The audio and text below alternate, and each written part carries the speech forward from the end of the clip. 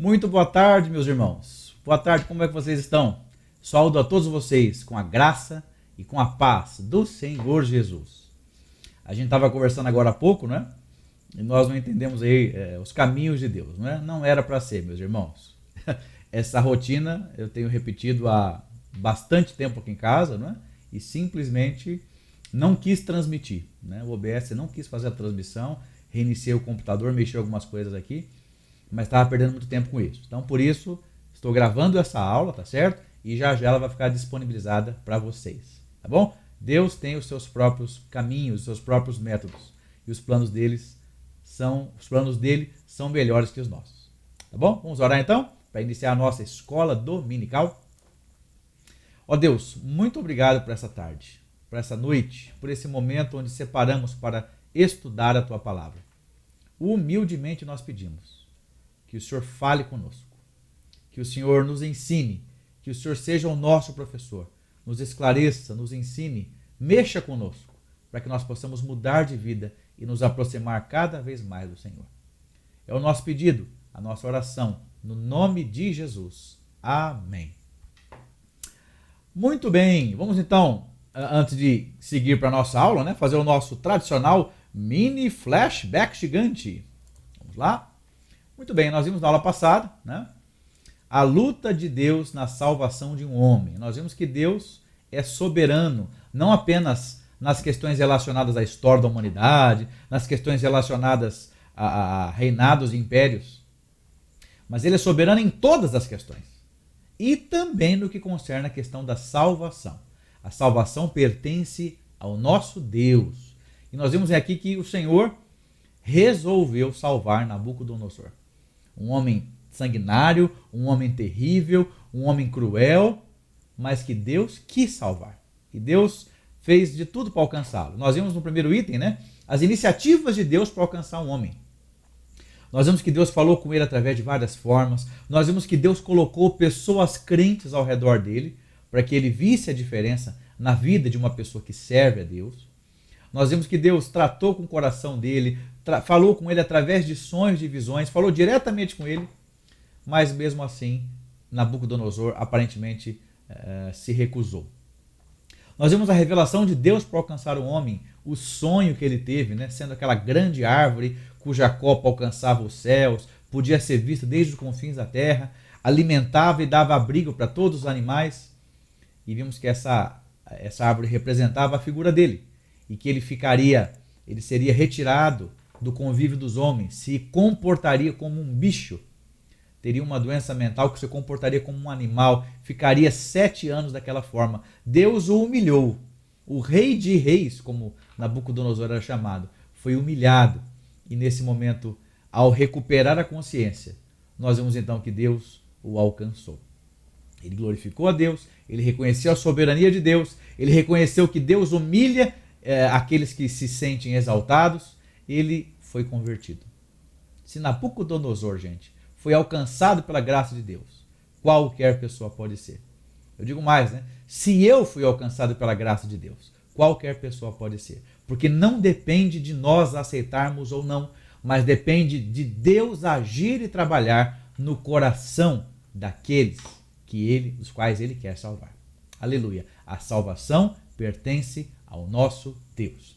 Portanto, ele é soberano sobre todos os aspectos e também na salvação de pessoas. Nós vamos então as lições práticas, não é? Em primeiro lugar, a salvação pertence ao nosso Deus. Em segundo lugar, nós nunca devemos desistir da conversão de qualquer pessoa. E talvez você pense, fulano é muito difícil, fulano tem um coração duro, ciclano não entende, é dureza parada ali. Não existe coração duro para o Senhor. Portanto, não desista de interceder por aquelas pessoas que você sente que você precisa orar para alcançar. Em terceiro e último lugar, terrível verdade, quem reluta em se prostrar, ou vai ser quebrantado, ou vai perecer eternamente. Uma verdade absoluta, que a palavra de Deus nos relata. Há sim um inferno, há uma prestação de contas, há um julgamento, há uma condenação para aqueles que não receberam Jesus como Senhor e Salvador de suas vidas. Muito bem, vamos seguir. Nós vamos ver aqui agora no capítulo 5 uma história diferente. Uma história de um homem que do contrário de Nabucodonosor, que também, aliás, que teve muitas oportunidades de receber a Deus, de ter comunhão, intimidade com Deus, de ser salvo por Ele, mas que não o fez. Que simplesmente morreu sem estar preparado. Eu quero que você, com muita atenção, preste atenção nessa história do rei Belsazar, que termina inclusive com a história do Império Babilônico. Na aula de hoje nós vamos verificar que terminou não somente a vida de Belsazar, mas também a história de reinado da Babilônia, dando início a um novo reinado, que viria a ser o reinado do Império Medo-Persa. Vamos lá então? Vamos lá ler o capítulo 5 todo? Acompanhe aqui comigo. Daniel capítulo 5, vamos lá. Certa vez o rei Belsazar deu um grande banquete para 1000 dos seus nobres, e com eles bebeu muito vinho. Enquanto Belsazar bebia vinho, deu ordens para trazerem as taças de ouro e de prata que seu predecessor Nabucodonosor tinha tomado do templo de Jerusalém, para que o rei e seus nobres, as suas mulheres e suas concubinas, bebessem nessas taças.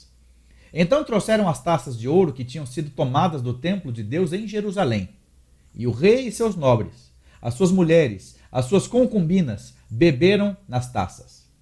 Enquanto bebiam o vinho, louvavam os deuses de ouro e de prata, de bronze, de ferro, de madeira e de pedra. Mas de repente, apareceram dedos de mão humana que começaram a escrever no reboco da parede, na parte mais iluminada do palácio real. O rei observou a mão enquanto ela escrevia.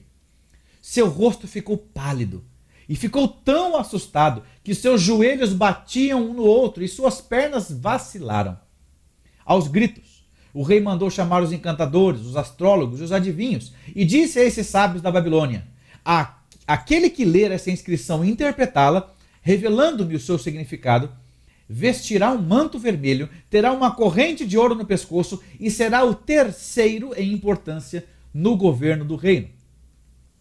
Todos os sábios do rei vieram, mas não conseguiram ler a inscrição, nem dizer ao rei o seu significado. Diante disso, o rei Belsazar ficou ainda mais aterrorizado e seu rosto mais pálido. Seus nobres estavam alarmados.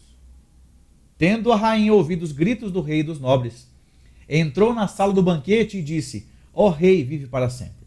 Não fiques assustado nem tão pálido. Existe um homem em teu reino que possui o espírito dos santos deuses.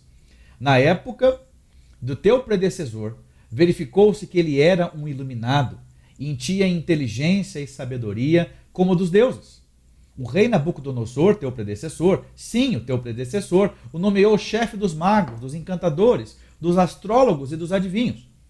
Verificou-se que esse homem, Daniel, a quem o rei dera o nome de Beltesazar, tinha inteligência extraordinária e também capacidade de interpretar sonhos e resolver enigmas e mistérios. Manda chamar Daniel e ele te dará o significado dessa escrita. Assim, Daniel foi levado à presença do rei, que lhe disse: Você é Daniel, um dos exilados que meu pai, o rei, trouxe de Judá? Soube que o espírito dos deuses está com você e que você é um iluminado e que tem inteligência e uma sabedoria fora do comum. Trouxeram os sábios, os encantadores, à minha presença para lerem essa inscrição e me disseram o seu significado, porém eles não o conseguiram. Mas eu soube que você é capaz de dar interpretações e de resolver mistérios. Se você puder ler essa inscrição e dizer-me o que significa, você será vestido com um manto vermelho, terá uma corrente de ouro no pescoço e será o terceiro em importância do governo do reino.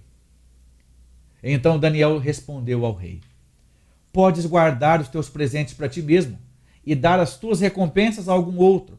No entanto, lerei a inscrição para o rei e lhe direi o seu significado. Ó rei, foi a Nabucodonosor, teu predecessor, que o Deus Altíssimo deu soberania, grandeza, glória e majestade. Devido à alta posição que Deus lhe concedeu, homens de todas as nações, povos e línguas tremiam diante dele e o temiam. A quem o rei queria matar, matava. A quem queria poupar, poupava. A quem queria promover, promovia. E a quem queria humilhar, humilhava. No entanto, quando seu coração se tornou arrogante e endurecido por causa do orgulho, ele foi deposto do seu trono real e despojado da sua glória. Foi expulso do meio dos homens e a sua mente ficou como a de um animal. Passou a viver como os jumentos selvagens e a comer capim como os bois. E seu corpo se molhava com o orvalho do céu, até reconhecer que o Deus Altíssimo domina sobre os reinos dos homens e coloca no poder a quem ele quer. Mas tu, Beltesazar, teu sucessor, não te humilhaste, embora soubesses de tudo isso.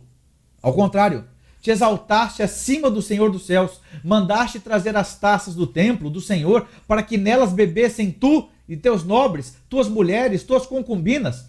Louvaste os deuses de prata, de ouro, de bronze, de ferro, de madeira e de pedra, que não podem ver, nem ouvir, nem entender. Mas não glorificaste o Deus que sustenta em suas mãos a tua vida e todos os teus caminhos. Por isso, ele enviou a mão que escreveu as palavras da inscrição. Esta é a inscrição que foi feita. Mene, Mene, Tekel, Parsim. Este é o significado dessas palavras. Mene, Deus contou os dias do teu reinado e determinou o seu fim. Tekel, foste pesado na balança e achado em falta. Pérez, teu reino foi dividido e entregue aos medos e persas. Então, por ordem de Belsazar, vestiram Daniel com um manto vermelho, puseram-lhe uma corrente de ouro no pescoço e o proclamaram o terceiro em importância no governo do reino. Naquela mesma noite, Belsazar, rei dos babilônios, foi morto. E Dario, o Medo, apoderou-se do reino com a idade de 62 anos.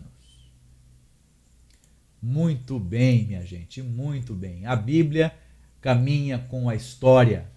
Não poderia ser diferente. A Bíblia caminha junto com a história da humanidade. Nós estamos diante daqui não apenas de fábula, de mitologia, de uma história fictícia, mas de um fato concreto que a ciência e a arqueologia comprovam. Muito bem, vamos então pensar na vida de Belsazar. Um homem que veremos agora que desperdiçou todas as oportunidades. Vamos entender um pouco mais a respeito desse homem. Quem foi Belsazar? Olha só o que diz Daniel para ele no versículo 22. Tu, Belsazar, que és seu filho, não humilhaste o teu coração, ainda que sabias de tudo. Sabe o que é interessante a gente verificar isso aqui?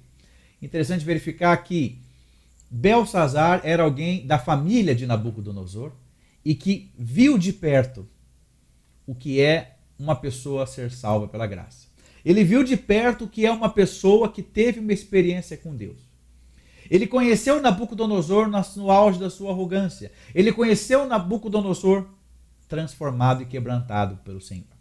Ele sabia o que tinha acontecido com ele, que ele havia sido humilhado e retirado do meio dos homens. Ele viu Nabucodonosor lá comendo capim como os bois. Ele viu toda aquela humilhação com a qual ele foi submetido. Ele sabia quem era o Deus Altíssimo. Ele viu os milagres acontecendo no palácio. Ele viu. E talvez você que está me acompanhando está vendo Deus agindo, mas você está apenas atuando como um papel de espectador. Talvez você não está participando disso. Você está vendo a mão de Deus, está vendo a graça de Deus, está vendo as maravilhas de Deus, mas isso não tem trabalhado no seu íntimo. E ela precisa trabalhar com você. Salvação é algo pessoal, individual. Não é feito coletivo, não é feito em família. Isso precisa ser feito cada um. Você precisa ter a sua experiência com Deus.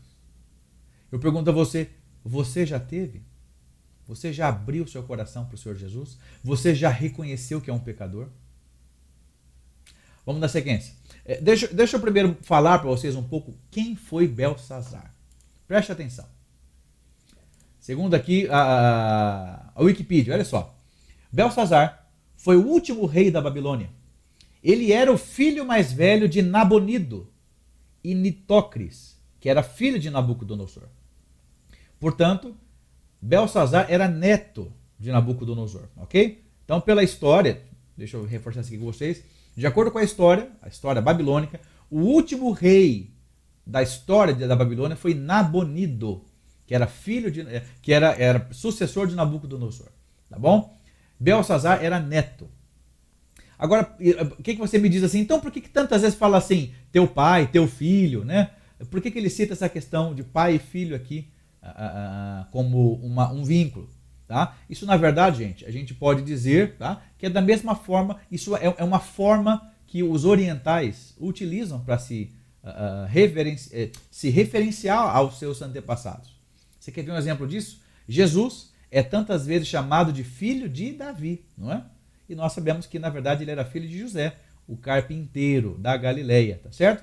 Mas então é uma forma de trazer os seus antepassados. Então, muito embora fale aqui muito seu filho, teu pai, nós estamos falando de um homem que era o neto de Nabucodonosor, tá bom? E ele, na verdade, ele era o corregente, tá certo? Nabonido não era muito chegado no trampo. Ele ficava mais longe, ficava mais passeando. E nesse momento, Belsazar, então, era como se fosse um corregente do império, tá bom? Vamos continuar aqui com a pesquisa. A lista de reis da Babilônia, aqui, né? A lista de reis da Babilônia menciona Belsazar como rei da Babilônia, sendo corregente de Nabonido, que reinou por 17 anos. Durante muito tempo, a ausência de registros arqueológicos do nome deste rei pôs em dúvida o texto de Daniel. Porém, em 1854, Sir Henry Rawlinson encontrou uma inscrição de Nabonido, na qual ele se referia a seu filho mais velho. Durante muito tempo, a ausência de registros arqueológicos do nome desse rei pôs em dúvida. Eu peguei errado, desculpa. Agora sim. Sequência. Fiz errado aqui, o famoso copia e cola. Mas só para vocês terem essa noção, tá bom? Inclusive achava que o texto de Daniel 5 era errado, era fábula, porque em nenhum lugar eles encontraram o nome de Belsazar. Mas houve essas escavações aqui no 1854 e foi descoberto ali, né? Eles chamam de textos cuneiformes, tá? Textos cuneiformes. Eles encontraram ali claramente, para quem quisesse ler, o nome Belsazar como filho de Nabonido. Tá certo? Tudo bem então? Pegamos essa questão? Maravilha. Então, ele foi um homem que teve todas as oportunidades. Viu de uma forma íntima alguém que foi trabalhado por Deus, mas mesmo assim não se rendeu. Olha só o que diz o pastor Stuart Olliott a respeito desse texto. O Salvador havia batido no coração de Belsazar por meio dos eventos que ele testemunhara. Foi um homem que viu Deus lidando de um modo especial com alguém próximo a ele. Sabia o que era conversão. O verdadeiro Deus fora louvado e adorado no palácio que agora ele ocupava como rei. Muito bem. Mas chegou um ponto na história de Belsazar que Deus disse, chega. Deus disse, basta. E eu quero que você reflita na sua própria vida. Você que está vivendo a vida do jeito que você acha que tem que viver. Longe de Deus. Fazendo aquilo que você acha que tem que ser feito. De uma forma orgulhosa, arrogante, egoísta. Nem eu nem você sabemos o quão próximo nós comentamos, inclusive nós mandamos, né, nos grupos de WhatsApp, que existe uma linha invisível que separa a paciência de Deus da sua ira. E nós não sabemos o quão próximo dessa linha nós estamos. Você tem feito o que você quer da sua vida? Você é um cristão de fachada? Você é um cristão nominal? Se você assim o for, saiba que a paciência de Deus e a sua ira possuem uma fina linha que as limita, que as separa. Cuidado, você pode estar muito mais próximo do limite de transpor essa linha do que talvez você imagina. Vamos seguir? Segundo lugar, um homem que se entregou aos prazeres carnais à beira da morte. Muito bem, nós vimos que o rei, na verdade, ele fez o quê? Ele deu uma grande festa bem no dia da sua morte. Olha só, o versículo 1 fala, o rei Belsazar deu um grande banquete a 1000 dos seus grandes e bebeu vinho na presença dos 1000. Uma verdadeira festança, uma farra das grandes. E o texto diz mais, ele lidera os nobres em uma festa dissoluta de embriaguez e de sensualidade. O que mais aconteceu ali? Para que nele bebessem o rei, os seus grandes, suas mulheres e concubinas. Ou seja, qual é o cenário que nós temos aqui? Um cenário de comilança, um cenário de bebedice e um cenário de orgia, um cenário de libertinagem sexual, né? Com mulheres, com concubinas, com prostitutas. É o que estava acontecendo aqui nesse momento. Esse tipo de festa, interessante é o modo como as pessoas se entregavam a esse tipo de evento. Elas comiam, olha só que coisa, elas comiam até não aguentar mais, depois elas colocavam o dedo na própria goela, provocavam um vômito para depois continuar comendo mais. Que coisa terrível. E bebiam e faziam isso da mesma forma, né? E ali, e juntamente com todo esse show de horrores, né, de comilança e bebelança, pessoal comendo e vomitando para poder comer mais e para beber mais. O sexo ali, de uma forma completamente sem freios, sendo praticado ali no meio de todos os convidados. Esse tipo de festa, né, ele se repetia nos impérios seguintes. A gente verifica também, quando a gente pensa, por exemplo, no Império Grego, a gente tem ali uma divindade chamada Dionísio, né? E as festas consagradas a Dionísio eram no mesmo padrão. E no Império Romano também, só que ali era uma outra divindade, ele chamava de o deus Baco, né? Era o deus do vinho, daí que surgiu Bacanal, a palavra Bacanal, né? Das festas consagradas a Baco. Mas aqui, ainda no Império Babilônico, nós vimos já esse comportamento terrível, né? De beberrões, de comilões, glutões e pessoas dadas ao sexo de uma forma completamente sem freio. Na sequência, nós vemos o rei promoveu uma festa de profanação do sagrado. Deixa eu ficar menorzinho aqui no cantinho. Uma festa de profanação ao sagrado. Olha só o que aconteceu. Olha só o que a bebida faz quando ela sobe. Enquanto Belsazar bebia e apreciava o vinho, mandou trazer os utensílios de ouro e de prata, que Nabucodonosor, seu pai, tirara do templo que estava em Jerusalém. Então, trouxeram os utensílios e beberam neles o rei, os seus grandes, suas mulheres e concubinas. Só lembrando aqui, né, que quando Nabucodonosor trouxe esses vasos do templo lá de Jerusalém, ele colocou para servir na casa do seu Deus, apesar de ele ter feito esse ato terrível, né, de saquear o templo e retirar os seus itens. Ele pegou aqueles itens e entendeu que aquilo deveria ser colocado a serviço da sua divindade e colocou ali. Mas agora nesse momento não. Belsazar, com muito álcool na cabeça, ficou loucão, decidiu pegar os vasos que foram trazidos do templo e utilizar como taças, para que ele, os seus nobres e as suas prostitutas todas bebessem. Que profanação terrível. Inclusive, nós estamos falando aqui, né? O nome Belsazar é praticamente a mesma coisa que Beltesazar, né? Que significa Bel, proteja o rei. Bel era uma das divindades da Babilônia, tá certo? Também conhecida como Marduk. Marduk, minha gente, era uma das divindades do panteão da Babilônia, do meio das divindades ali existentes, não é? E é conhecida a história, né, de que ele, com as suas asas, olha só, qualquer semelhança não é mera coincidência, ele derrotou um dragão. Cadê a galera do Caverna do Dragão? Cadê a galera do Caverna? Você que assistia esse desenho, né?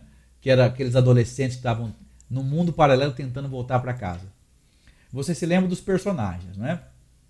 Muito bem. A mitologia a respeito de Marduk conta que ele derrotou um dragão chamado Tiamat.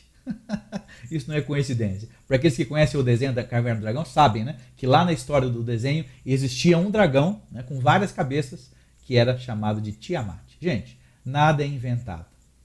Tá? Tudo isso eles bebem de fontes. Bebem de fontes. E nós sabemos então que essa divindade Marduk, ela foi se transformando ao longo dos anos, tá certo? E ela foi conhecida em algumas outras religiões como um anjo querubim portador de luz. E eu e você sabemos muito bem quem é o anjo querubim portador de luz, né? não é um Deus. Muito bem, minha gente. Seguindo aqui então, foi um mini parêntese gigante, né? Respeito de Bel, respeito de Marduk, tá bom? Vamos lá, próximo item. O rei promoveu uma festa idolátrica.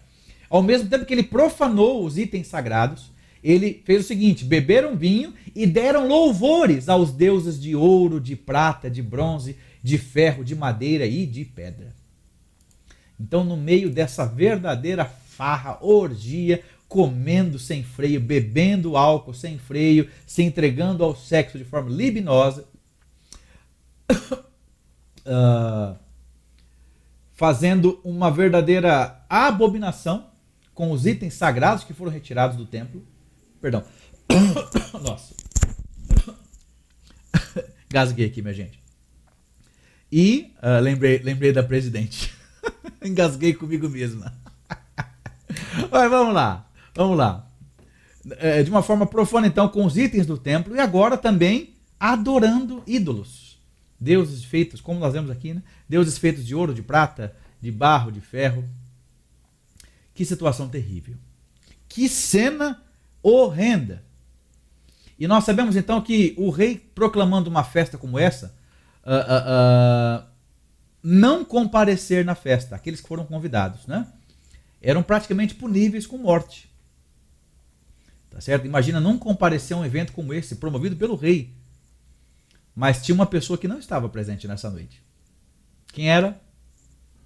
Daniel. Daniel era um dos líderes do governo, mas ele não estava ali. Não estava participando disso. Eu quero perguntar para você que está me olhando aqui. Quais são os ambientes que você tem frequentado? Quais são os lugares onde você tem ido? Será que todos eles fazem bem para você? Será que todos eles realmente trazem com que você, fazem com que você fique mais perto de Deus? Fique muito atento com os lugares que você tem frequentado. Fique muito atento com os lugares que você tem levado e participado. A Suzana me trouxe uma aguinha aqui agora, obrigado. Que ela viu eu tossindo que nem um doido aqui. Deixa eu tomar um golinho aqui rapidinho, tá bom? Muito bem. Minha gente, pense a respeito disso.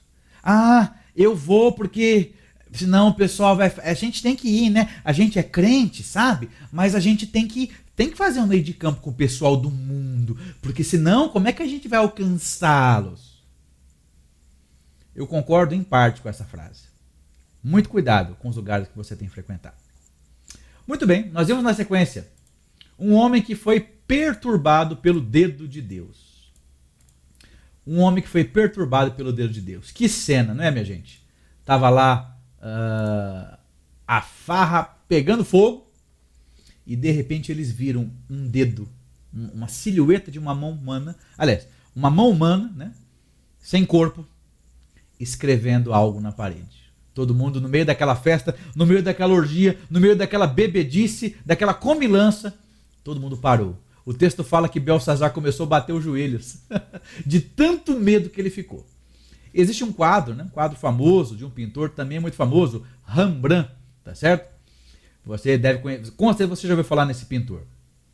Alguns dizem que foi o maior pintor de todos os tempos, né? Rembrandt foi um pintor holandês, tá certo? E esse é o quadro que ele pintou chamado Festa de Belsazar, que hoje, né, está disponível para visualização lá na Galeria de Arte de Londres, tá bom? Então olha só, né, como ele capturou essa imagem, né? Belsazar ali virando de costas, todo mundo aterrorizado e a mão escrevendo ali, né? A inscrição que foi colocada foi escrita em aramaico, tá bom? Aquelas palavras mene, mene, tekel, parsim, né, estão escritos em aramaico. Muito bem, então o texto diz de uma forma muito clara, né, que no mesmo instante apareceram uns dedos de mão de homem e escreviam defronte do candeeiro, na caiadura da parede do palácio real, e via o rei os dedos que estavam escrevendo, e mudou o semblante do rei, seus pensamentos o turbaram, as juntas dos seus lombos se relaxaram e os joelhos batiam um no outro. No meio dessa confusão toda, ele começa a pedir que os seus sábios, pedir que os seus encantadores venham a descobrir aquilo que significa a sua interpretação. E ele faz promessas, né? Mais uma vez, o mesmo padrão, né? Ele fala que vai colocar um cordão de ouro, que ele vai colocar um manto vermelho, e ele vai tornar essa pessoa o terceiro no seu reino. Você entendeu, né? Por que Belsazar prometeu que essa pessoa seria o terceiro no seu reino? Porque ele era filho de Nabonido, ele era o corregente. Na verdade, ele já era o segundo. Então ele só podia prometer do terceiro para baixo. Então é por isso que ele promete, olha, quem me ajudar com isso aqui, eu vou promover o terceiro. Afinal de contas, o primeiro era Nabonido e o segundo era Belsazar. Agora fechou, né? Agora está claro. Mas no meio dessa bagunça toda, uma pessoa com a consciência de algo que poderia ajudar entra em cena. Tá certo? Lá nós lemos o texto na Nova Versão Internacional, né? Ele fala a rainha.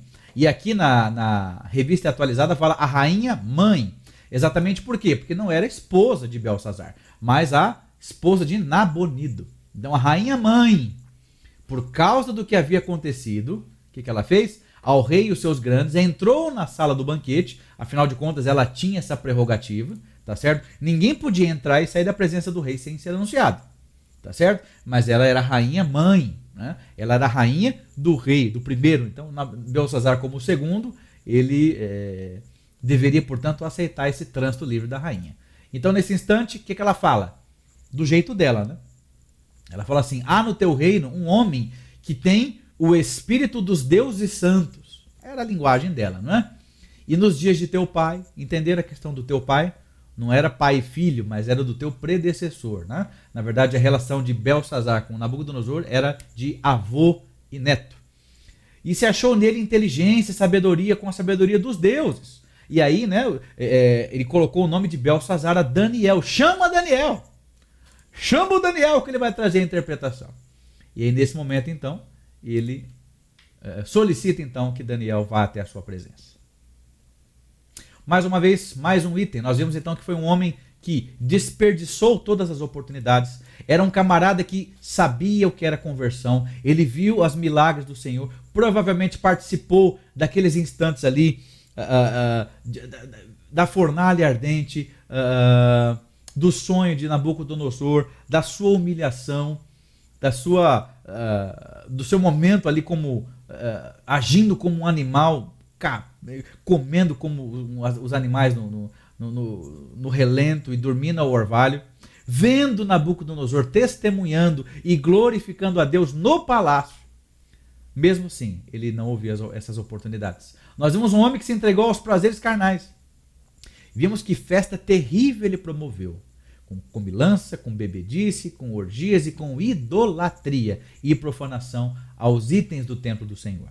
E por fim, um homem confrontado, um homem perturbado pelo dedo de Deus, ficou aterrorizado ao ver aquela mão humana escrevendo ali, e agora um homem que foi confrontado pelo profeta. Nesse momento, Daniel chega diante dele, né? E ele já promete todas essas coisas e fala o seguinte: não, eu vou te dar presentes. E Daniel não age por dinheiro. Os verdadeiros servos de Deus não estendem as bênçãos do Senhor em troca de nada. Não é nada por dinheiro, é por amor. Agora nós vimos hoje de manhã, de uma forma muito clara, lá no nosso culto da manhã, que a questão das ofertas são necessárias para a manutenção dos trabalhos, para a manutenção dos templos, para a manutenção dos trabalhos, para a manutenção dos missionários, para que haja suporte, para que haja mantimento, para que haja estrutura para o evangelismo no mundo todo, no Brasil e fora do Brasil. Tá certo? Então aqui nós não estamos visando lucro, nós visamos apenas o engrandecimento do reino de Deus. Como o pastor Hernando já falou uma vez, Deus ele já separou todos os recursos para que a sua obra missionária possa progredir. E esses recursos estão nos bolsos dos crentes. Cabe a mim e a você o envolvimento com essa obra maravilhosa, né? E aí, como nós vimos, né, algo que faça aumentar o nosso crédito e algo que chega diante de Deus com aroma agradável e suave. Mas nesse momento Daniel fala: não quero nada em troca. Pode dar para outra pessoa tudo isso aí. Eu vou interpretar para você. E então nós vemos aqui, antes da interpretação, um confronto, né? Uma palavra dura de Daniel, um homem de Deus, que chegou até ali para falar com ele. Veja só. Belsazar deixou de reconhecer que Deus, o Altíssimo, tem domínio sobre o reino dos homens. E Daniel faz lembrar isso, né? Olha só, deram a comer com erva dos bois. Daniel está falando de Nabucodonosor. E do orvalho do céu foi molhado o seu corpo, até que conheceu que Deus, o Altíssimo, tem domínio sobre o reino dos homens e a quem quer constitui sobre ele. Essa foi a grande lição que Nabucodonosor aprendeu. Deus é soberano, soberano sobre o reino dos homens. E nesse momento, Belsazar não soube reconhecer. Sabe o que eu acho interessante também nesse pedaço? É que veja que uma mão enviada por Deus, escreveu, ele viu a mão escrevendo as palavras, Mene, Mene, Tekel, Farsim. Entretanto, Daniel foi até lá para poder fazer a interpretação. Eu quero que você guarde isso com muito carinho com você. A obra do Senhor, ela só pode ser feita pelos servos do Senhor. A obra missionária, a obra de evangelismo do mundo, ela só pode ser executada pelo povo de Deus. Inclusive a Bíblia fala que os anjos anelam por fazer isso. Mas a eles não foi dada essa tarefa. A tarefa de alcançar o mundo com a pregação do evangelho foi dada a mim e a você. A tarefa de salvar as pessoas é do Senhor, porque a salvação pertence a Ele. Agora a tarefa de levar o recado de Deus, a palavra de Deus ao mundo é nossa, é minha, é sua. E você não pode se furtar dessa responsabilidade, dessa ordem que Deus deu a mim e a você, de ir ao mundo todo e pregar o evangelho. É aos homens, o seu povo. Você já ouviu falar na rede chamada rede autorizada? Quando quebra um eletrodoméstico da sua casa, você procura assistência técnica autorizada. O que significa isso? Significa que a empresa que fabricou aquele aparelho, ela está dizendo para a gente o seguinte: esta loja, ela vai consertar esse equipamento de acordo com os padrões que eu disse que devem ser seguidos. Tá certo? Então essa é uma assistência técnica autorizada. Então é a mesma coisa com a igreja. A igreja é a única entidade, é o único grupo autorizado no mundo a pregar o evangelho. Cabe a nós. Eu me lembro daquela passagem, poxa, me ajudem depois aqui nos comentários, não sei se é Atos 10 ou Atos 13, mas aquele momento onde um anjo apareceu a Cornélio. Cornélio, que era um centurião romano, que não era do povo, não era judeu, não era nada, mas ele temia a Deus e teve uma experiência com Deus, e um anjo apareceu a ele. E você se lembra o que aconteceu? O anjo disse o seguinte para ele: arrepende-se e creia no evangelho. Não! O anjo não disse isso para ele. O anjo falou o seguinte: envia alguns dos teus homens para Jope e manda eles procurarem Simão, manda eles procurarem Pedro e fala para ele vir aqui e ele vai te falar o que tem que ser falado. Interessante, né, gente? É dessa forma que funciona. O Senhor chamou a gente para fazer para sermos como verdadeiros arautos, os porta-vozes do reino. Nós somos essas pessoas. E nós temos sido essas pessoas? Ou a gente só acha isso muito bonito, mas na prática você fala: não, isso não é para mim. Na prática você tem se esgueirado da obra, você tem fugido, você tem procurado só as coisas dessa vida e desse mundo. Sabe que você tem uma responsabilidade. E naquele momento o anjo disse isso. Vai procurar, manda eles para Jope buscar Pedro. E aí então Pedro também teve uma visão, né? Ele também achava que só judeu ia ser salvo. E aí então aqueles homens foram até lá, eles foram até a casa de Cornélio. Cornélio, quando viu Pedro, já foi se ajoelhando. E Pedro disse para ele: levanta-te, porque eu também sou homem. E naquele momento houve então pregação do evangelho. Houve salvação, houve o batismo da família toda. Percebe? É a mesma coisa que aconteceu aqui com essa mão. A mão Deus já poderia ter aparecido a Belsazar e dado o recado. Mas são servos de Deus que levam o recado do Senhor para os outros homens. Ok? Muito bem, vamos dar sequência. Segundo item. Deixa eu colocar aqui pequenininho. Belsazar deixou de se humilhar diante de Deus, a despeito de um forte exemplo dentro da sua casa. E aqui o versículo 22, né? Apesar dele falar, tu, Belsazar, que é seu filho, a gente sabe qual é o parentesco, né? Não humilhaste o coração, ainda que sabias de tudo. Que coisa terrível, gente. Ele viu, ele presenciou, ele viu de perto o que Deus fez na vida do seu avô, o que Deus fez com a vida de Nabucodonosor. Mas mesmo assim ele falou, não. Mesmo assim ele continuou tendo uma vida dissoluta, mesmo assim ele continuou sendo arrogante, mesmo assim ele continuou sendo idólatra, mesmo assim ele continuou, ele resolveu fazer algo completamente profano, né? Pegar os itens do templo de Deus e beber vinho, junto com as suas prostitutas e com os seus convidados numa festa de mais de 1000 pessoas. Na sequência, Belsazar afrontou a Deus, em cujas mãos estava a sua vida. Olha que texto poderoso esse aqui que Daniel falou para ele. Preste atenção. E te levantaste contra o Senhor dos céus, pois foram trazidos os utensílios da casa dele perante ti, e tu, e teus grandes, e tuas mulheres, e tuas concubinas, bebeste vinho neles. Além disto, deste louvor aos deuses de prata, de ouro, de bronze, de ferro, de madeira e de pedra, que não veem, que não ouvem, que não sabem, mas a Deus, em cuja mão está a tua vida e os teus caminhos, a ele não glorificaste. Deixa eu falar com você uma coisa aqui séria. Você vive dessa forma com uma pessoa que sabe que a sua vida e os seus caminhos estão nas mãos de Deus? Você realmente vive dessa forma?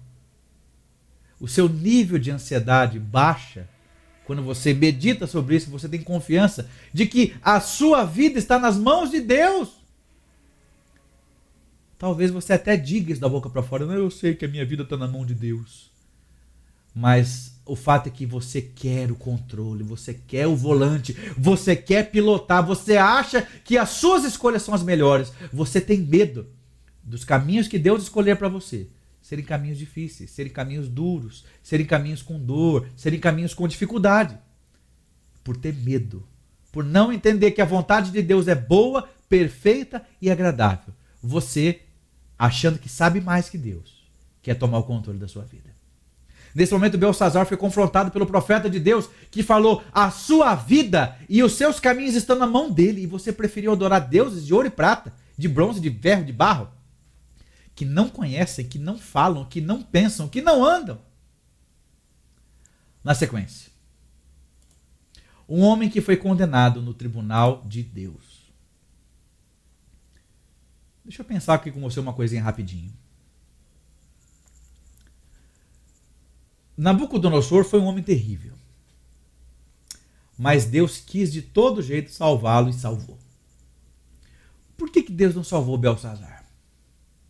Por que Belsazar foi entregue nas mãos dos inimigos e morto e morreu sem ter uma vida, sem ter uma experiência verdadeira com Deus?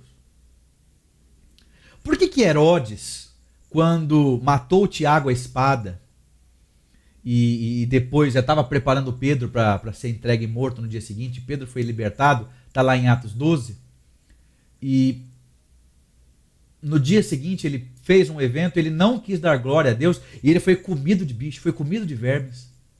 Por que Deus não o salvou? Por que o rei Agripa, quando ele ouviu a defesa de Paulo, lá no finalzinho do livro de Atos, ele falou assim para Paulo, você quase me convenceu a se tornar um cristão. Veja o que o rei Herodes Agripa disse, você quase me convenceu. Mas por que ele não teve uma vida, aliás, por que ele não teve uma experiência genuína com Deus? A salvação pertence ao nosso Deus. Quem é salvo, quem será salvo, quem não será salvo, cabe a Ele. Ele é aquele que nos escolhe, que nos chama, que nos predestina, que nos escolheu, que nos chamou, que abriu os nossos olhos, que morreu, que pagou o preço pelo nosso pecado, que derramou o seu sangue, que nos justificou e nos glorificou. A salvação pertence a Deus. Pare de querer agir como juiz. Eu não me conformo com essa história de que Deus mandou algumas pessoas para o inferno. Deus não manda ninguém para o inferno. Ele escolheu salvar alguns, porque o correto mesmo Você quer falar em justiça? O correto era todos se perderem. O correto era todos padecerem eternamente. O correto era todos sofrerem eternamente. Mas ele, pela sua infinita bondade e sabedoria, que é maior que a nossa, ele decidiu estender a sua graça para alguns. Alguns que não são poucos, não. São pessoas de todos os povos, tribos, línguas, nações, de todas as épocas, de todos os tempos. A salvação pertence a Deus. Nabucodonosor foi alcançado pela graça de Deus. Belsazar não foi. Deus sabe de todas as coisas. Ele é o Todo-Poderoso.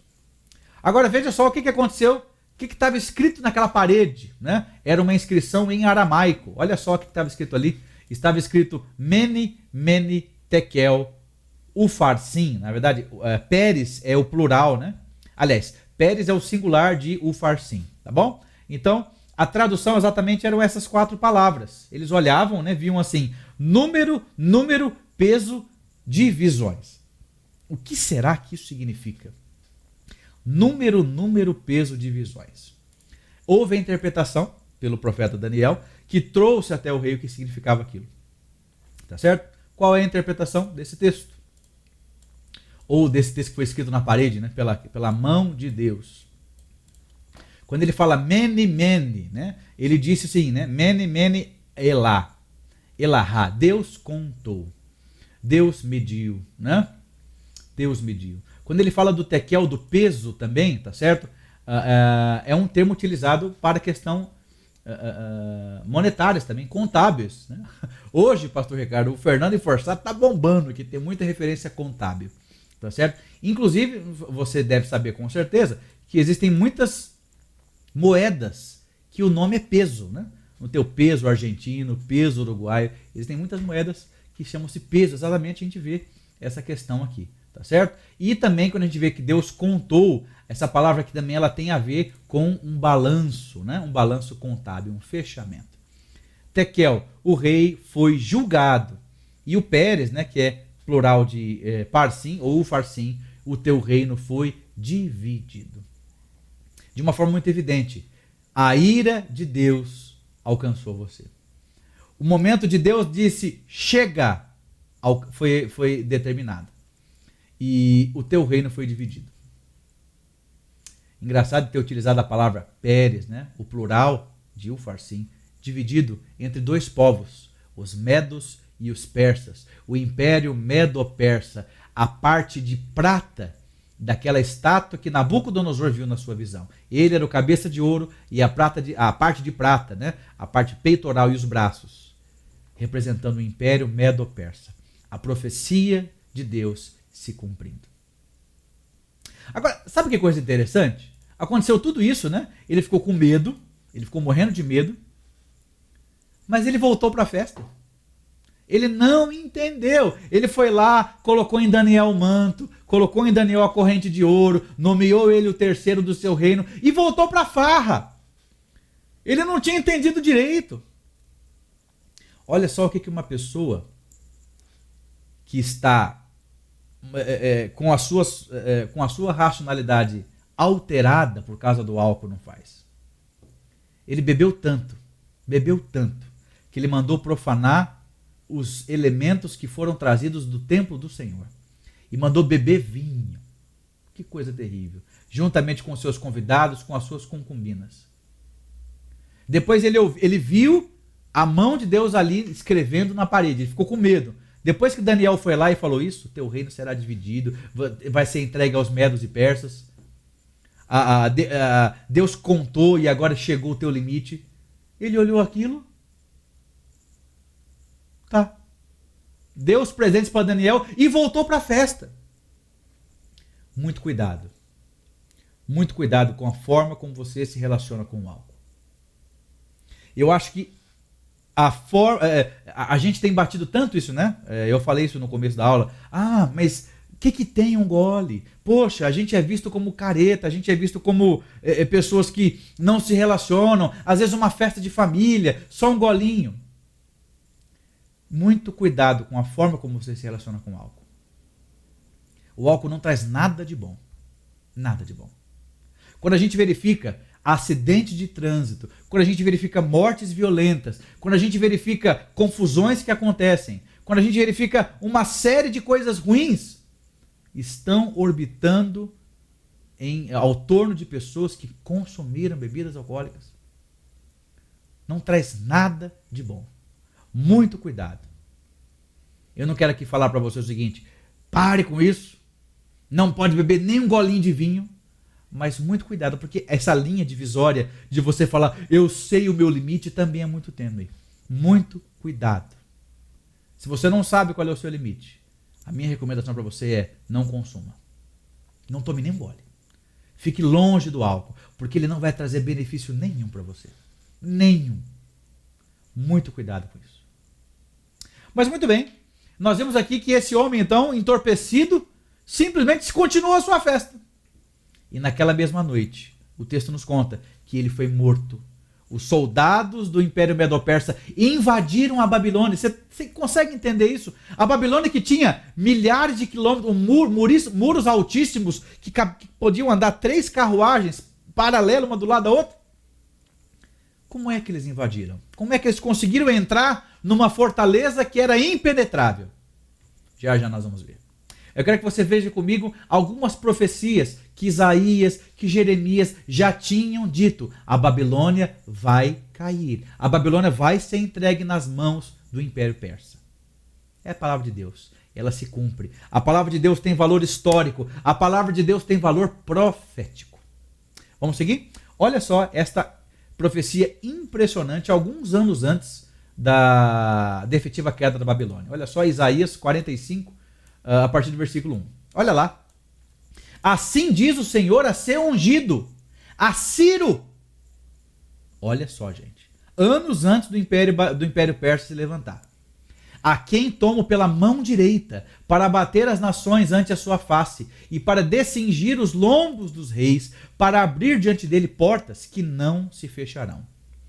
Eu irei adiante de ti, endireitarei os caminhos tortuosos, quebrarei as portas de bronze, despedaçarei as trancas de ferro, dar-te-ei os tesouros escondidos e as riquezas encobertas, para que saibas que eu sou o Senhor, o Deus de Israel, te chamo pelo nome.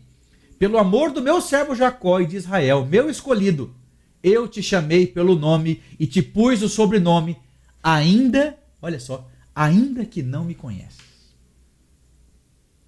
Foi Deus que levantou o imperador Ciro. Foi Deus que deu a honra e a glória que Nabucodonosor tinha. Foi Deus que entregou a ele todos os territórios que ele conquistou. E nesse momento Deus está falando o seguinte: Ciro é o meu servo. Por amor ao meu povo, eu vou levantar Ciro para acabar com a Babilônia e para fazer o meu povo voltar para casa. Os 70 anos iriam terminar de cativeiro. E eles iriam voltar para casa. E sabe o que aconteceu de uma forma muito interessante? O rei Ciro permitiu o retorno dos israelitas para casa. O rei Ciro financiou as obras da reconstrução do templo. Você está acompanhando conosco as nossas devocionais durante a semana? Nós estamos estudando com o pastor Ricardo uma devocional que está baseada no livro de Neemias. A gente está vendo isso com muita calma. Foi o próprio rei Ciro que mandou dinheiro do governo, dinheiro do império, para reconstruir a cidade e reconstruir o templo. Deus levantou esse homem. Ele disse: Ciro, meu servo. Deus é soberano sobre a história. Aleluia. Mais uma profecia, para você ficar aqui de boca aberta, como diz o pastor, embasbacada. Olha só, Isaías 13. Olha o que aconteceu. Eis que eu despertarei contra eles os medos. Olha aqui, gente, outro povo, né? O Império Medo-Persa. Que não farão caso de prata, nem tampouco desejarão ouro. Babilônia, a joia dos reinos, glória e orgulho dos caldeus, será como Sodoma e Gomorra, quando Deus as transtornou. Olha só. Está falando aqui da queda da Babilônia, né? Vai ser como Sodoma e Gomorra, quando Deus as transtornou. Nunca jamais será habitada. Ninguém morará nela de geração em geração. O arábio não armará ali sua tenda, nem tampouco os pastores farão ali deitar os seus rebanhos. Olha o que foi dito a respeito de Babilônia. Tem mais uma aqui que é bem parecida com essa, que foi Jeremias. Olha só como é impressionante a similaridade dessas profecias. A espada virá sobre os caldeus, diz o Senhor, e sobre os moradores da Babilônia, e sobre os seus príncipes e sobre os seus sábios. Nunca mais será povoada, nem habitada de geração em geração. Como quanto Deus destruiu Sodoma e Gomorra e as suas cidades vizinhas, diz o Senhor. Assim ninguém habitará, nem morará nela homem algum. E eu convido você a visualizar hoje, né? Tanto tempo se passou, eu até me arrepio, gente, quando eu penso nisso. Anos e anos se passaram. E a palavra de Deus, ela se cumpre. Esse império que um dia admirou o mundo, que um dia conquistou o mundo, pela sua pomposidade, pela sua grandeza, o jardim suspenso da Babilônia, sendo uma das 7 maravilhas do mundo antigo. Não é? Nabucodonosor sendo chamado de rei de reis, grandioso, como Daniel falava, né? Ele mata quem ele quiser, ele poupa quem ele quiser, ele faz o que ele quiser, ele é rei de reis. Nesse momento a Babilônia cai, e as profecias anteriores, tanto de Jeremias como de Isaías, falavam: nunca mais ninguém vai morar nela. E eu quero que você olhe a cidade suntuosa da Babilônia, como que está nos dias de hoje. Ninguém mora na Babilônia mais. Deus assim havia dito, e até os dias de hoje está prometido. Nunca jamais a Babilônia voltou a ser povoada. Esse é o nosso Deus. Esse é o Deus Santo, Santo, Santo, o Todo-Poderoso. Mas eu pergunto para você, como é que aconteceu isso? Como que pode, né, esses homens terem invadido a Babilônia, se a Babilônia era um lugar que não era completamente indestrutível? A história nos conta. E aqui eu quero passar para você um vídeo de 1 minuto e meio que nos mostra, né, de uma forma bem clara, como os medo-persas conseguiram entrar por dentro do território da Babilônia, passar pelos seus muros, chegar até o palácio, matar Belsazar, matar os outros nobres e tomar o poder daquele momento em diante. O link desse vídeo é um documentário grande, extenso, falando sobre a Babilônia, fala sobre desde o início, desde Nimrod, né, da Torre de Babel, e chega até os dias do seu término, tá bom? O link está aqui na descrição, juntamente com os PDFs dessa aula, tá bom? Que você também pode clicar, e todos os slides que nós usamos, você pode consultar. Então vejamos, nesse 1 minuto e meio, qual foi a estratégia militar usada por Ciro e Dario para conquistar a Babilônia. Veja só. A escritura nos dá a ideia da forma surpreendente com que Ciro capturou a Babilônia. Com suas muralhas maciças, Babilônia parecia inexpugnável, mas desconhecido pelos babilônios, Ciro havia armado um plano engenhoso. A Bíblia não fornece os detalhes, mas é descrito em grande detalhe pelos antigos historiadores Heródoto e Xenofon. Enquanto Belsazar festejava, tropas persas estavam ocupadas rio acima, desviando o curso do rio Eufrates. O rio normalmente fluía por baixo dos portões maciços e entrava pela cidade. Aí os persas cavaram um canal. Isso redirecionou o rio para um velho leito. O Eufrates começou a ficar mais baixo, permitindo que os persas atravessassem por baixo dos portões e entrassem na Babilônia. Relatos nos contam que Ciro colocou um espião na cidade, e naquela noite ele destrancou os portões da muralha interna. Através desses portões, o exército de Ciro entrou na cidade e os babilônios foram totalmente surpreendidos. A Babilônia era tão grande que, quando as partes externas foram invadidas, os que moravam no centro da cidade não sabiam do ataque. Belsazar e seus convidados continuavam com seu desafio idólatra a Deus até que foi tarde demais, como o livro de Daniel nos conta. Naquela mesma noite, Belsazar, rei dos babilônios, foi assassinado. A maior cidade da antiguidade havia sido tomada. A cabeça de ouro de Daniel 2 foi substituída pela arca e pelas armas de prata. O leão pelo urso. Impressionante, né, gente? Impressionante. Eu convido você a assistir depois com calma todo esse documentário, tem mais de 1 hora de duração, mas a Bíblia caminha junto com a história. A história do mundo, a arqueologia, a ciência comprovam tudo isso que aconteceu e que foi relatado no livro de Daniel. Algumas lições práticas que eu quero que a gente reflita com muita seriedade aqui nessa noite. Primeira lição. Deus é o líder supremo de todos os reinos do mundo. Tenha isso na sua cabeça e o seu nível de ansiedade vai baixar. Deus é o líder supremo de todos os reinos do mundo. Deus levantou a Babilônia, Deus deu poder e autoridade a Nabucodonosor. Deus abateu Nabucodonosor, humilhou, Deus salvou Nabucodonosor. Deus abateu a Babilônia. Deus levantou o Império Medo-Persa. Deus levantou Dario. Deus levantou Ciro. Deu a eles poder e autoridade. Depois Deus abateu esses homens. Depois Deus levantou Alexandre o Grande. Levantou o Império Macedônio. Levantou o Império Grego. Deus abateu Alexandre o Grande. Depois veio o Império Romano. E depois do Império Romano vieram outros impérios. Veio a formação do continente europeu. Veio o Império Otomano. Vieram as cruzadas. Veio a ascensão do poderio norte-americano. E Deus... Vemos agora, né? A ascensão exponencial do Império Chinês. Do poderio chinês. E Deus está no controle de tudo isso. Ele abate reis. Ele levanta reis. Deus tem nas suas mãos escritas a história da humanidade e a história dos nossos dias. Aleluia. Segundo lugar, há uma linha invisível que separa a paciência de Deus de sua ira. Consulte o seu coração. Veja se o orgulho, se a arrogância não estão tomando conta dos seus pensamentos. Eu não estou sendo orgulhoso e arrogante. Cuidado. Há uma linha invisível que separa a paciência de Deus. Eu não estou falando aqui da questão da disciplina de Deus. Eu estou falando da ira de Deus. E a palavra de Deus é muito clara. Horrível coisa é cair nas mãos do Deus vivo. Se você não se arrepia quando você escuta esse texto de Hebreus 10, 31, você é doido, que você não tem medo de nada. Horrível coisa é cair nas mãos do Deus vivo. Não seja uma pessoa dada ao álcool. Guarde essa mensagem no fundo do seu coração. O álcool não vai trazer nada de bom para você. Nada.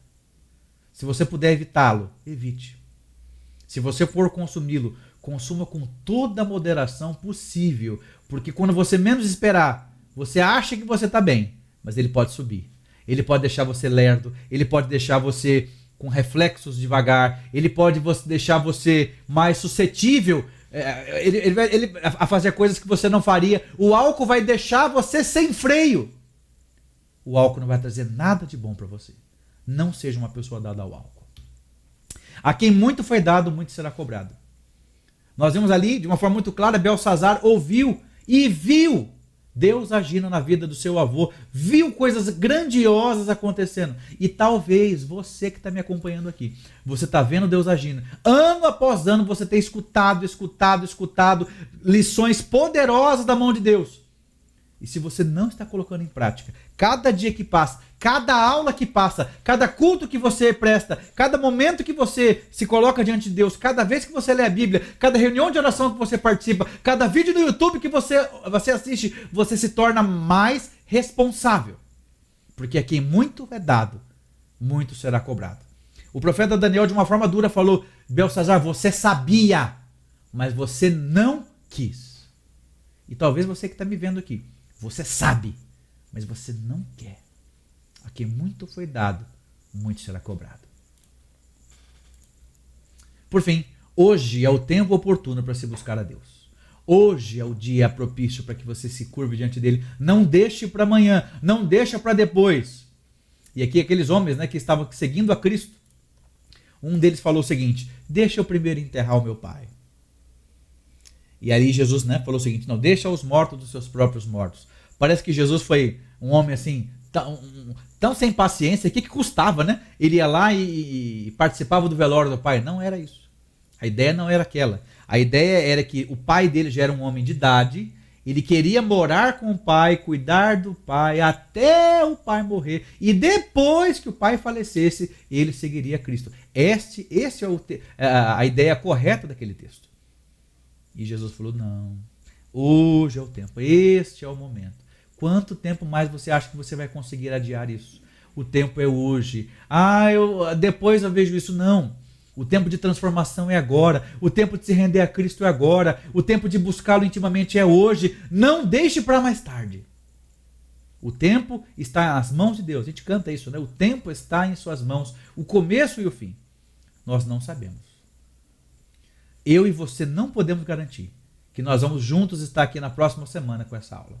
Eu não posso garantir que você vai me assistir. E eu tampouco posso garantir que eu vou gravar alguma coisa, que eu vou transmitir qualquer coisa para você.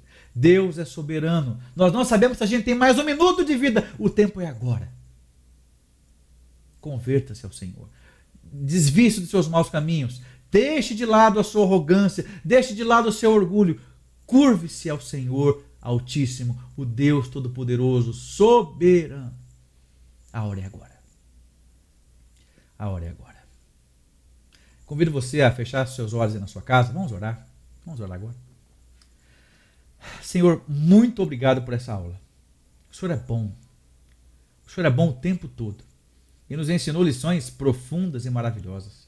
O Senhor é o Deus da história. O Senhor determinou que nesse dia a Babilônia ia cair e que o Império Medo-Persa iria assumir. O Senhor detém, Deus, o curso da história e da vida das pessoas. E nós queremos aprender que o Senhor é soberano, aprender que com o Senhor não se brinca, aprender que com o Senhor, Deus, nós não podemos ficar adiando as coisas, não podemos agir de forma arrogante e soberba, nós temos que nos humilhar diante do Senhor, ver o Senhor agindo ao nosso redor e nos curvar. A quem muito é dado, muito será cobrado. Nós somos um povo muito responsável. Eu tenho a plena convicção de que quem me acompanhou aqui até esse final tem um conhecimento bíblico grande, já leu a Bíblia várias vezes, ora, é alguém que caminha com o Senhor, é alguém que frequenta os cultos, é alguém que frequenta reuniões de orações, é alguém que trabalha na tua seara, é muito responsável para ficar de forma inerte, sem agir, para ficar de forma, Deus, irresponsável, sem tomar o seu papel no reino espiritual, no mundo espiritual, e pregar o evangelho, e ser uma bênção para pessoas, e abrir o bolso e ajudar quem precisa. Tem misericórdia de nós.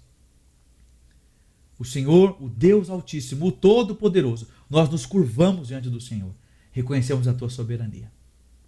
Que sejamos, a Deus, ao meio de um povo responsável, e que faz, a Deus, tudo que está ao nosso alcance, para que o teu nome seja conhecido, exaltado, glorificado, confessado por pessoas de todos os povos, por guarulhenses, por paulistas, por brasileiros, por pessoas que moram em qualquer país desse mundo.